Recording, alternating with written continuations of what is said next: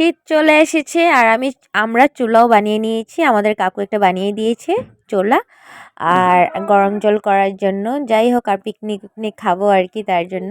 আর এখানে দেখো লেপালেপি হচ্ছে তুলসীর তলাটা। ভালো লাগে আর কি ঠান্ডার দিনে ঘর দুয়ার লেপে রাখলে। আর ঘর তো আজকাল কাঁচা নেই, সবার ঘরই পাকাই থাকে।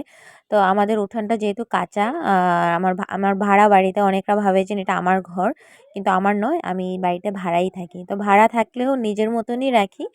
তো তুলসী তলাটা লেপতে লেপতে উঠানটাও লেপে নিয়েছি, কেন কি উঠানে বসে ভাত খেতে অনেকটাই ভালো লাগে ঠান্ডার দিনে রৌদ্রতে বসে।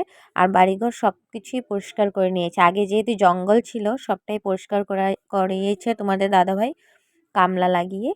তো আজকের ভিডিওটা এতটুকুই। তোমাদের ভালো লাগলে লাইক কমেন্ট শেয়ার করো, কিন্তু টিটকারি পিটো না, ঠিক আছে?